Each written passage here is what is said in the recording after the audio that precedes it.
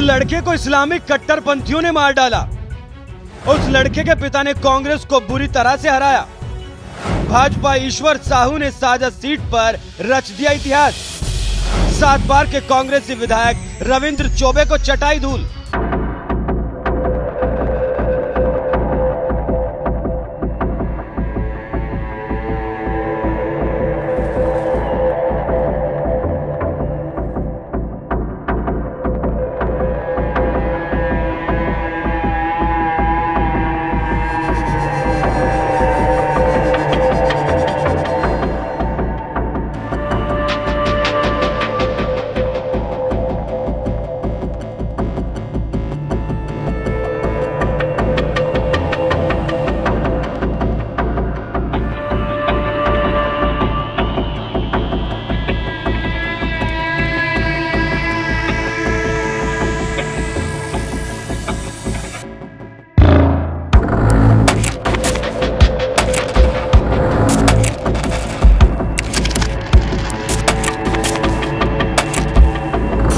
ईश्वर साहू को इसी साल 8 अप्रैल को छत्तीसगढ़ के बेमेतरा जिले में सांप्रदायिक भीड़ ने मार डाला था। इस हत्याकांड में मारे गए भुवनेश्वर साहू के पिता ईश्वर साहू के साथ मुश्किल वक्त में कोई खड़ा हुआ था तो वो है बीजेपी, जिसने ईश्वर साहू की मदद करने के साथ ही उन्हें साजा विधानसभा सीट से टिकट देकर चुनावी मैदान में खड़ा किया, जिन्हें जनता जनार्दन ने भी भरपूर प्यार दिया। और जब 3 दिसंबर को चुनावी नतीजे आए तो ईश्वर साहू ने साजा सीट पर जीत का परचम लहरा दिया, जिसके बाद से ही मीडिया से लेकर सोशल मीडिया तक चारों ओर ईश्वर साहू के ही चर्चे हो रहे हैं।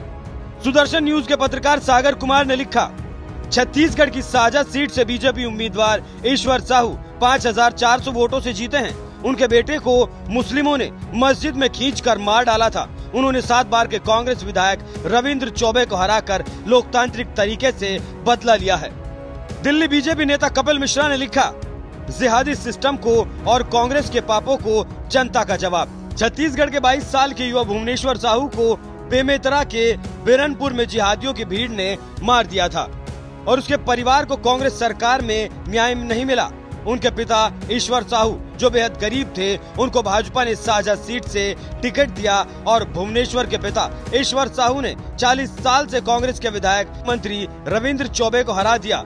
ये जनता का न्याय है।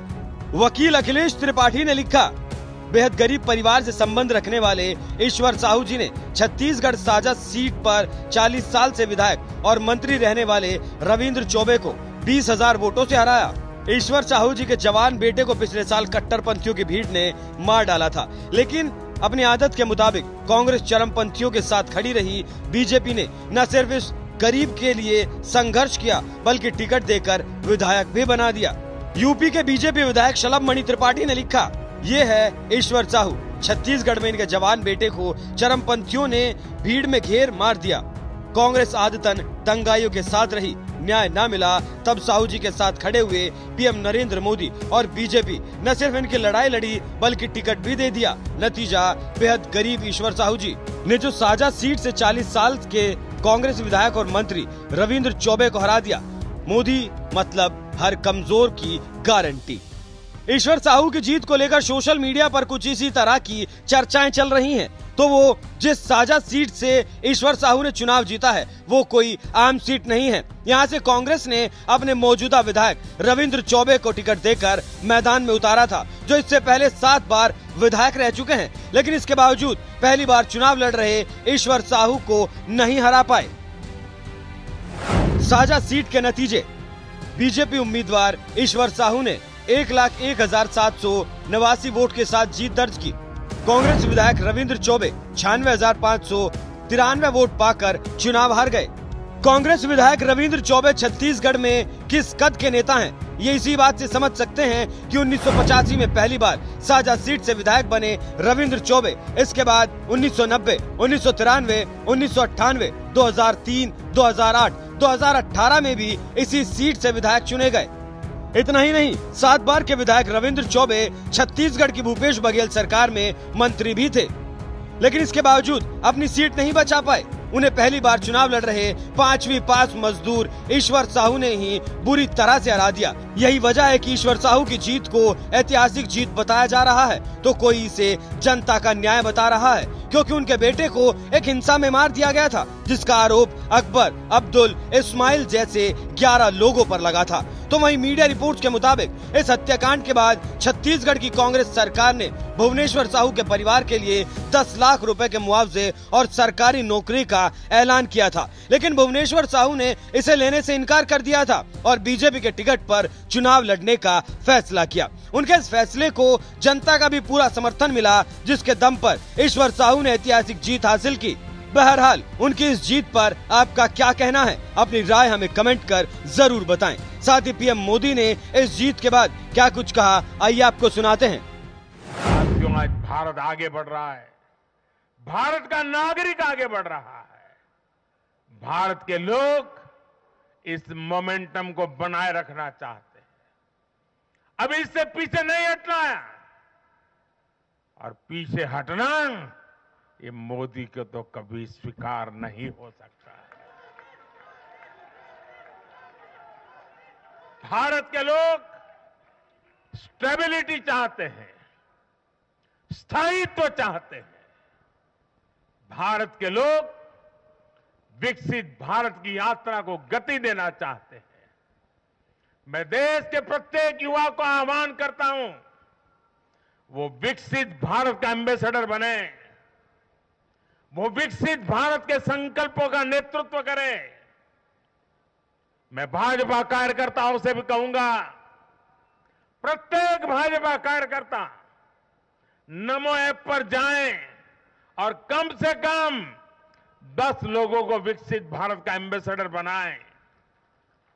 हमें आज एक ऐसी पीढ़ी तैयार करनी है जिसका सपना हो विकसित भारत, जिसका संकल्प हो विकसित भारत, जिसकी साधना हो विकसित भारत, जिसका समर्पण हो विकसित भारत।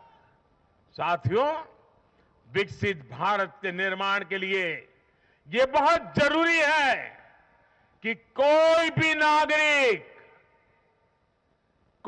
नागरिक पीछे नहीं छूटे। इन चुनावों में मैंने लगातार कहा है कि हर लाभार्थी तक पहुंचकर भाजपा सरकार उसे सरकारी योजनाओं का लाभ देगी। इसके लिए केंद्र सरकार ने 14 नवंबर यानी जनजातीय गौरव दिवस यानी भगवान बिरसा मुंडा की जयंती से विकसित भारत संकल्प यात्रा शुरू की है। योजनाओं से वंचित लोगों को जोड़ने के लिए सरकार खुद लोगों के दरवाजे पर दस्तक दे रही है। जिन क्षेत्रों में यात्रा पहुंच रही है, वहां लोग खुशियां मना रहे हैं कि मोदी की गारंटी वाली गाड़ी हमारे गांव आ रही है। मैं आज विजय के इस समारोह से हर बीजेपी कार्यकर्ता को सलाह दूंगा, आग्रह करूंगा, अब आज से आपको मोदी की गारंटी वाली इस गाड़ी के आगे आगे चलना है। मोदी की गारंटी वाली गाड़ी देश की सफलता की गारंटी बनेगी, और ये भी मोदी की गारंटी है। और आपको एक बात और याद रखनी है,